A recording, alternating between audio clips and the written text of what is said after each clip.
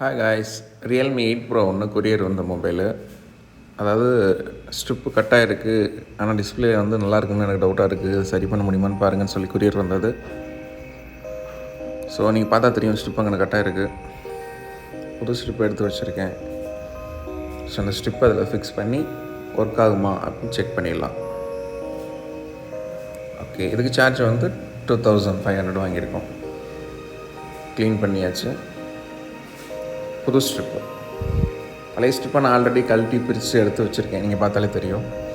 இதில் ACF tape அடித்து heat பண்ணி ஒட்ட வச்சுக்கிறேன். ஓகே,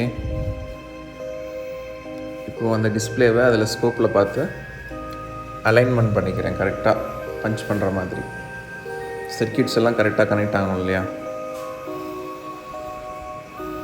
ஓகே, இப்போ மிஷினில் வச்சு பாண்டிங் பண்ணிடலாம், பஞ்ச் பண்ணிடலாம்.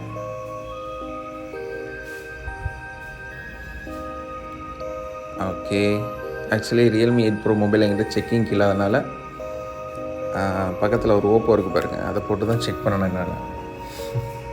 ஏன்னா இந்த மாடல் டிஸ்பிளே வந்து ஒரு 5, 6, 7 மாடலுக்கு வருது, அதனால தான். ஓகே, ப்ரெஸ் ஆகிடுச்சு.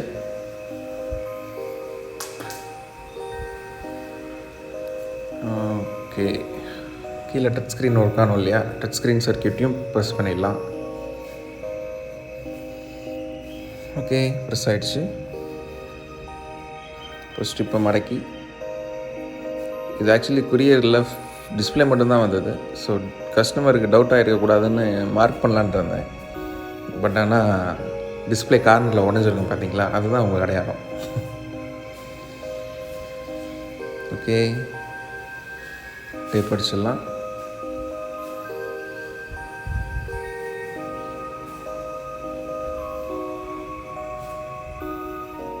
கரெக்டாக இழுத்து அடிச்சுக்கோங்க, இல்லைனா ஸ்ட்ரிப்பு டேமேஜ் ஆகிடும்.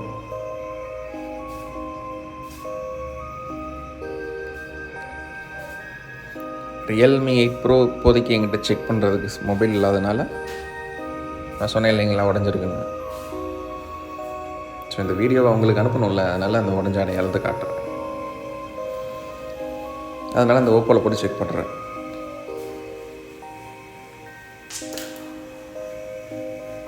ஓகே,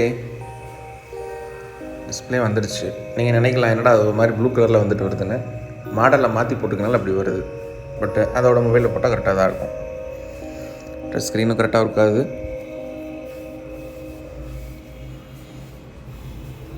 ஓகே, வீடியோ பிடிச்சிருந்தா லைக் பண்ணுங்கள். சேனலை புதுசாக பார்க்குறீங்கன்னா மறக்காமல்